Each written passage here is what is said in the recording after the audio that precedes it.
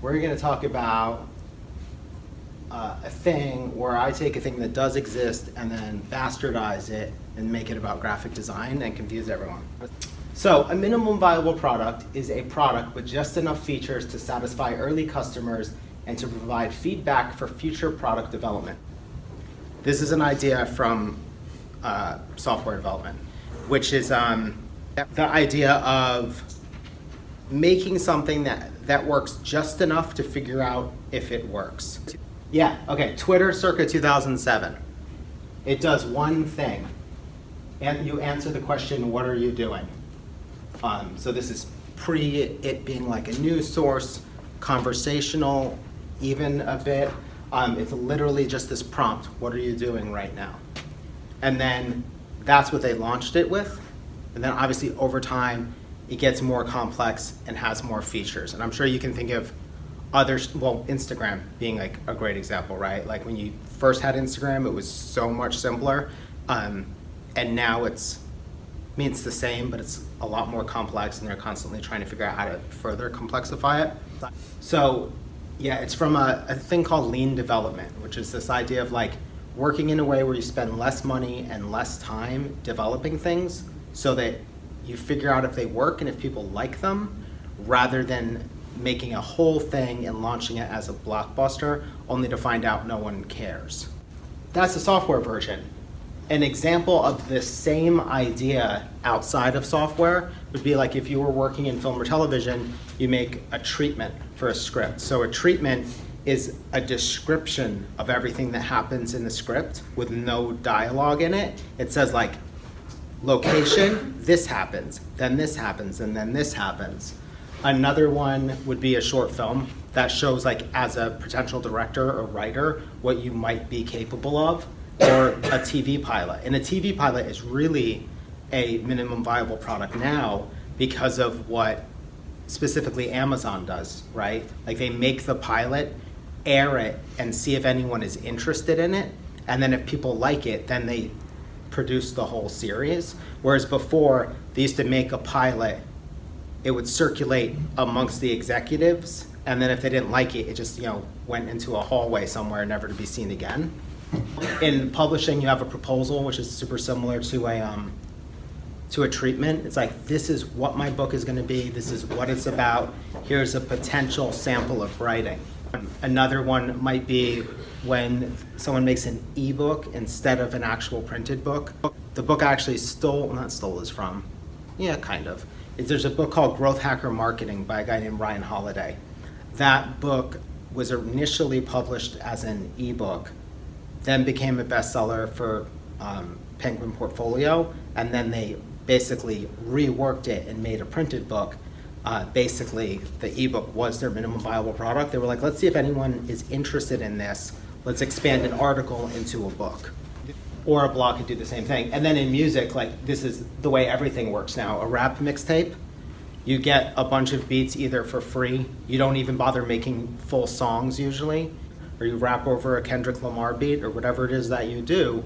But like you cut down the amount of effort, time, money it takes to do something just to put something out in the world to see if anybody cares. Like a single used to come from an album. And for some reason, the example that sticks in my head, because it was so long ago and it was so noticeably different, was when Chris Brown came out. He came out with one song, and by the time they made a record with him, his voice was different. It took so long for the record label to kind of turn him into an artist. So they didn't even develop him. They literally like, let's make a song. And if the song does well, then maybe we'll do more. Now it's like you make the song and it's already on SoundCloud, and then if they like it, a label comes in and is like, oh, you've made 5 songs that have millions of listens, let's see what we can do with you. So what is the value in producing a minimum viable product? The first one would be economic. You cut down on the amount of money you spend, you cut down on the amount of time you spend, you cut down on the amount of resources that you put into this thing. Basically, you try to mitigate failure. Quality. So the film treatment is a really interesting idea, I think. Like when you describe a movie, you very often describe the plot, right? Like this happens and then this happens. You appreciate maybe the writing of the dialogue or whatever, but very often the stuff you're interested in is like the one thing after another, or the setup, or whatever it is. So like imagine if you got the first thing you read was like a screenplay by Quentin Tarantino with dialogue. How easy would it be to be totally sucked in by the dialogue and not actually understand if structurally the story held up? Because like in any given scene, the Quentin Tarantino dialogue is incredible. So by stripping away the dialogue, they remove some of the like gloss and style to sort of figure out if the characters who are doing things in this movie, are these things interesting? It's basically like a way of unmasking the process a little bit. Same with a book proposal. Like the excerpt or the sample writing is the least important part of a book proposal. The most important part is like, why does this book need to exist and what are you gonna do with it? And then there is an emotional part to it. In theory, if you've not slaved over a script from start to finish, and instead you've only worked on a treatment, if someone has changes to it, positive or negative, you might be more receptive to them because you don't have all that attachment built up from having been involved in this thing from start to finish. You know, in economics, there's an idea of a sunk cost, and you're always supposed to ignore sunk costs. So if you're running a business and every year that business is losing money, in the 10th year of losing money, you're not supposed to go, but we've put so much money into this. You're supposed to go, is there any chance of the 11th year being different? And if the 11th year is going to be profitable for some reason, then you go forward. But if the 11th year is just more sinking money, you're supposed to forget about all that money, cut your losses, and run. And I think there's a similar logic with putting a lot of effort and time into a creative project. Like, I think particularly when we're younger and we're in school, and if we get like a harsh critique or bad feedback, we think, but I spent so much time on this, as if that changes the fact that the end result was not something anybody cared about. And the more time you spent on it and the more you're attached to that end result, the more emotional and frustrating that situation gets. It's probably why really successful producers and screenwriters work on a lot of stuff at once. Like somebody, I don't think he really makes movies anymore, but John Waters used to have a ton of movies going on at once. He never really worked on one project at a time. I assume the reason for doing that is that the rug can get pulled out from under you at any given moment. If you want a positive attitude so that you can do the next thing, you can't be super upset that yesterday something got killed. You can't let that screw up what you might do tomorrow. Of which I'm now, like, we're completely out of software development. Because, like, I don't know if that's true for them, but it's true as far as I'm concerned. So what does this have to do with graphic design? Okay, so let's say there was a way for graphic designers to have a minimum viable product. It's not going to be exactly the same, right? You can't do like a treatment. You can't do well, maybe you can do a stripped down version. It's not completely the same, but if it could be, like, what would the benefits of that be? So let's go to the next one. What would be the economic benefit if you could figure out a way to deliver less in a faster amount of time? Any ideas? So you're working on a project and you figure out a way to where you can deliver less to the client.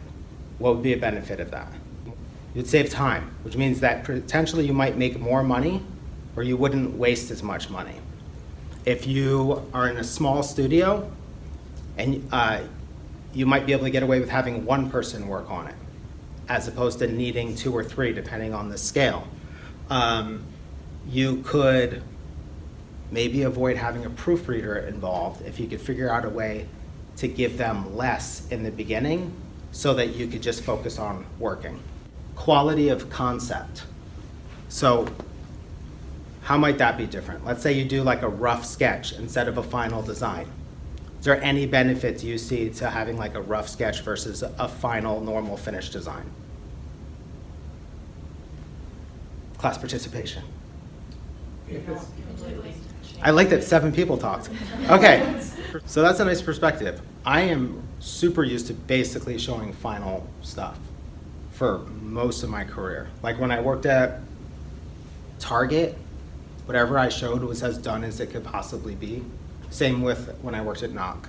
Like whatever I showed the client was as done as I could get it at that moment. So it was basically, for lack of a better word, like a finished masterpiece. Like if it could have been better, I would have gone further. So like if I thought it needed to be kerned, it was kerned. The color was what I thought it needed to be. And I feel in general that Latitude was the same way. And so my studio, like that's how we worked up till 2012. So 9 years or something like that. When I showed the client something, it was done. It wasn't like they could make changes because they're the client, but it was always really finished. And in general, I perceive that to be the norm, that even like within most agencies, even if they show 3 versions and they have 3 designers, each designer got as far as they could possibly get. So the quality of concept thing, the reason I bring this up is, if you only show a rough sketch, can the client be seduced by the visuals? Not really, right? Because like by definition, it's a rough sketch. So if I show you a rough sketch of something, like what's gonna have to come through for you to like it? The concept. Like if the concept doesn't come through, it's just a shitty sketch. Whereas if you show really beautiful stuff, and I think this is like a sign of how you kind of break this down, if you show totally finished, really nice stuff, and then the client keeps nitpicking and tearing it apart, I have a theory that they like the way it looks and they like the rationale, but it's not right for them. And on some level, they were seduced by either the way it looks or by the story you told about it. And because they have doubts about it, they just keep finding little fucked up ways of messing with it. That's when they start doing the thing of constantly wanting to see new color palettes. If they love it from the start, they never talk about the color. They talk about it at like a big high level, like, is it a warm blue or a cool blue? But if they start going like, I don't know, I think that blue just needs to be a little bit lighter, they're basically doing that thing of like polishing a turd.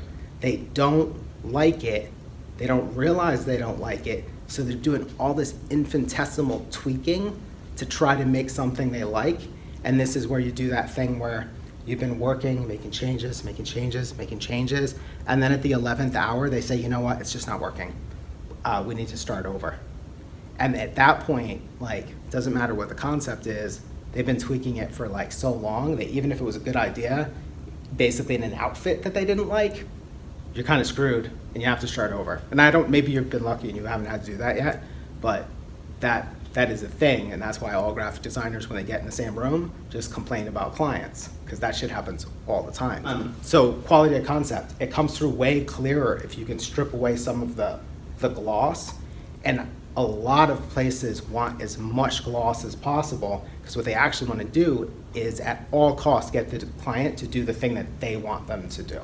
And if that's your perspective, then gloss it up, you know? But if what you want to do is get the client the thing that they want and the thing that you think is right, if you can strip away the gloss, if they have visceral reactions, you're in a good spot. Because if they're just shitty sketches and they love one and hate the other one, that's a super good sign. Emotional, like what would be the emotional benefit of doing this minimum viable product? Basically, just by super simple logic, if you spend 20 hours on something and you make it as finished as you can possibly make it, which means like you put everything you had into it, right? You came up with a good idea, you designed it to the best of your abilities, maybe you worked with someone else to strengthen it or to get feedback on it. By the time you get to the end, you've made every decision possible. When you hand it over, and it doesn't matter what the feedback is, if they ask for any changes, it's insulting and pisses you off, because it's a finished masterpiece. If you wanted to make changes, you would have made them before that meeting. I think that this is super basic logic. Like, the more attached you are to where you've ended up, the harder it is to accept the client's feedback, whether they're right or not. So one of the benefits, if you can figure out a way of delivering less, is just by virtue of, if you've delivered less, chances are on any one version, you've done less work. And just by doing that, when you walk into the meeting, you're more chill. If you put 70 hours into one version, you're not chill. It's impossible for you to be chill because you've put so much of yourself into it that it's really hard to be told that something is not working or to start over. If you found a way to cut that number dramatically and then maybe deliver early, even if they don't like anything, and you're like, well, that didn't really take me that long anyway. I don't care. I can come up with more ideas. Or if they say, really like that idea, but I don't like the way that you're talking about it right now in terms of style, and then you're like, oh, okay, cool. Well, then I'll just go and look at the style part of it, but I won't get upset about the revisions. Now, a survey. Who's had clients? Just raise your hands. Has everyone had clients or a boss? Does anybody like being told to make changes? There's an exception to this, which is when you're stuck and you go to someone and say, I'm stuck, I don't know how this area is working out, I don't know how I feel about it, right? That's different when you actively want feedback.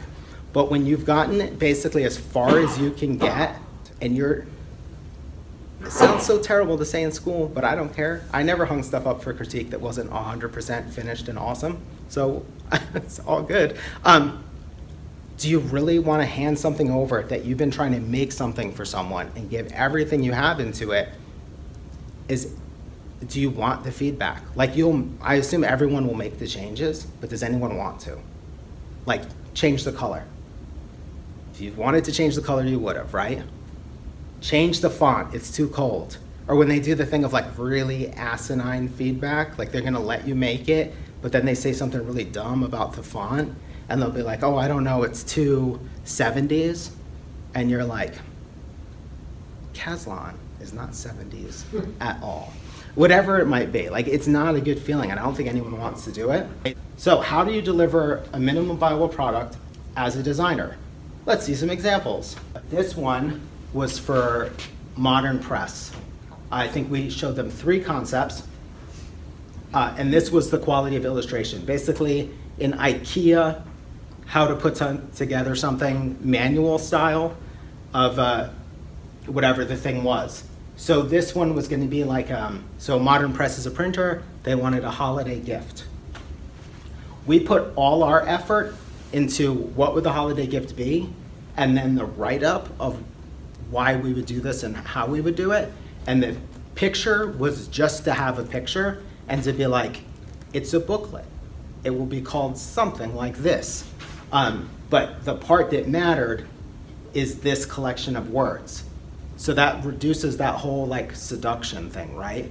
Unless you love Accidents Grotesque, and you're like, oh my God, is it really gonna be black and white with just accidents? Then you might be seduced, but otherwise you have to read this. And if we go to the next page, on this one, I'm not gonna read all this, but we worked really hard in terms of thinking of the context, like when do you get this? Why is it valuable? How does it contrast the normal stuff that you get at the holidays or from printers?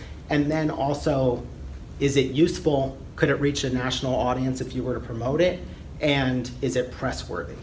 So all our effort went into this. And I figure like, if you're not buying any of this, then good thing we didn't design anything because it would have been a waste of time.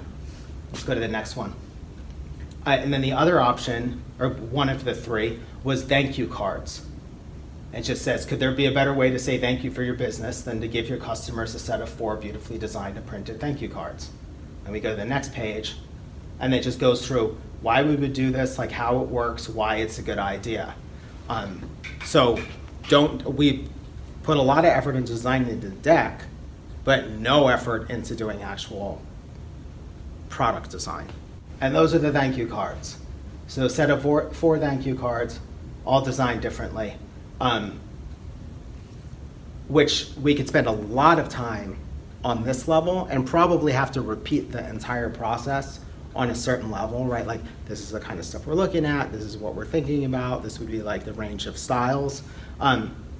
Though they might have been so mellow, we might have just sent them 4 thank you cards and been like, here's your thing. So this was exhibition graphics for a show at the soap factory called We Are Water. But the first page of this basically said, like, there's a bunch of stuff here. If you like it, it's gonna look better than it currently looks. If you don't like it, that's fine. Just let me know why, so I don't try to make it look better. And basically set them up for the idea that nothing in here is final. It's all like the most minimal level I could do to get the idea across. And if you pick one, it's gonna look even better than it currently looks. So this was definitely, like, even the red, I was just like, the default color in a 2-color book is red. It's probably not gonna be red in reality, but it works for the moment. Let's go to the next one. And then there was like this version, which there was this cool photo of these prayer flags that she referred to as river flags installed in the Himalayas. And to me, they looked like the edge, looked like it could be a kind of globe situation or a planet with like these river things. So I made this image from that. And then just explained what it was and why I was doing it. And I think I showed 6 options, and it was all done in a night. So I want to say, research aside, the actual design probably took from 8 p.m. to 2 a.m., maybe, something like that. And so there were 6 versions, and they were pretty much all at about the level that you're seeing. So let's go to the next page. And then that's the final poster. So her feedback was, it doesn't look like water, it looks like ice, which she was correct about. And I think the typeface is too round, which she was probably also correct about. So we ended up here, which on the one hand is exactly what's on the page before, and on the other hand is totally better and a kind of massive improvement. But the other one took exactly as long as it took for me to make that image kind of work, and then just throw some type in there and be like, I think there were 7 things, and a lot of times I made decisions based on, this font is on these 3 pages, so I cannot use it again. Which is maybe not always the best way to do it. But doing this, the whole presentation took, whatever, 6 hours, and then this individual version, I may have spent 8 hours on, because I knew what was happening, and now I actually was trying to make like the masterpiece and make little tweaky decisions about how to make like the most beautiful thing that I could make. Let's go to the next one. Does what I'm saying make sense? Like, for some of you, this may be how you work already, but for me, this was not how I worked. Like, it's not how I worked as a student. It's not how we were encouraged to work. And then this stuff mostly starts in 2012, 2013, where I had like a very singular freak out and decided I was terrible and that I needed to get good. This is another soap factory project. This is the second project after my freak out, actually. So it's for a show called RUR, which is about artists who work with like kind of obsolete tools and who show some aspect of their own hand in their work. The way that I would do it, terrible sketch, description, and then reference material. So this one would show kind of letterpress type. It would be a drawing of letterpress type that would say RUR, and then it would have like this kind of quasi-classical museum placard type as the descriptor down here. But it's just trying to get that story moving a little bit. And I can't draw to save my life, and I choose not to, so that's the level of drawing. This one had 11 concepts. Let's go to the next one. In this concept, how do you indicate the hand of like the designer? So if you saw a poster and you said, how does the designer leave traces of their work in it? The idea that I had was to use click tracking software. So this is my desktop, and this is my mouse moving around over the course of probably 5 minutes or something. And basically said, every time I work on it, I'm gonna run this click tracking software, and then I'm gonna layer them all, and then that's gonna be the poster, and the typography is gonna be kind of Swiss. And then so that ended up being the poster. So it changed somewhat. Though what was funny is they picked that one, and then I showed 7 versions of this because I was able to then spend a lot of time sorting out how this would work. So the time leading up to the project, I should contextualize this to make it kind of clear. My normal routine on a soap factory project was I gave myself 3 days. A day to come up with a concept, a day to design it, and then once they approved it, a day to get it to the printer. And those would be fairly long days, like 10 hours each day, probably something like that. Or maybe 10, 10, and 5 for like getting it to the printer. But very intense like set of time spent on it. This project is probably over the course of 2 weeks that I worked on the deck. I would just go to Starbucks for lunch every day and do my research part of it and any like note taking and initial kind of rough like ideation. And then in one night, I just sat down, made the bed node diagram, which I will talk about later, and then sketched out by hand the different concepts and then found the reference material. So like that night of making the deck was probably, again, something like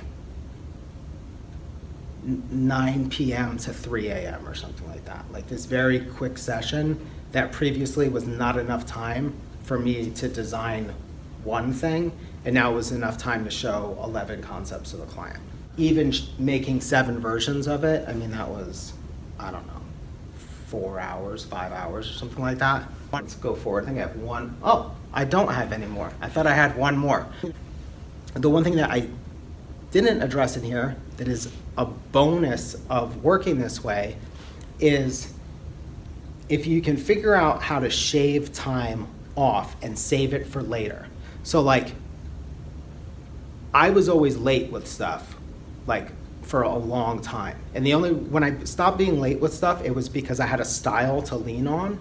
So whenever I didn't have an idea, I just did the thing I like to do, the sort of like minimalist, cold, boring thing that I was into. And luckily, I was enough of an egomaniac that I could get that work out the door. So whenever I didn't have an idea, I was like, fuck it. All caps accidents, gray background on gray paper, like whatever, just like a 1 rule line. It was like the most boring stuff in the world. So that's how I could continue to work fast, but it was one version. If people didn't like it, I was kind of screwed. I would still go through the like tweak it to hell thing with the dumb feedback where like all that would do is we'd get to the end and I was irritated with the client and the client was irritated with me or wouldn't admit that they hated the thing. And instead they would just continue to be like, I don't know about, should we like open up the space? Whatever dumb stuff people do when they don't like something. So shifting to the way I started working, I guess 5 or 6 years ago, I could radically cut down the amount of time I spent on things before the first presentation. So I could push the presentations up, which shocked everyone, because like usually I was late, and instead now I could be like, how about we move that up a week? And my thinking was, I'm moving this up a week because if you don't like anything, I need to redo that process that I had just done to get the first round done. So it was like I could have a contingency that I never really had before.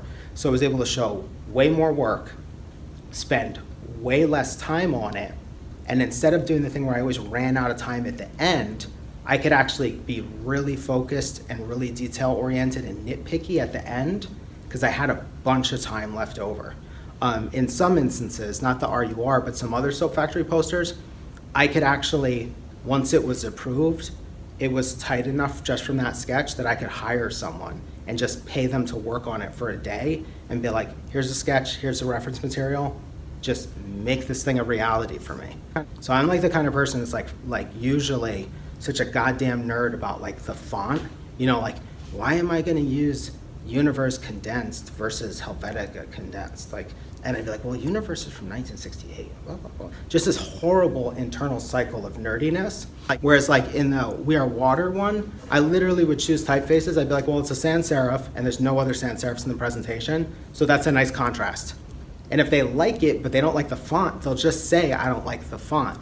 But it's like, I was way more relaxed and chill and more concerned about making sure that like each thing had a little bit of breathing room from the thing next to it. Whereas like I used to do a lot of fake versions where it was like, oh, here's 2 versions, but they like weren't 2 versions. They were like variations on the theme. Whereas like here's 5 versions, but they're identical, and it's just I was too insecure to just pick one. Sound good? All right.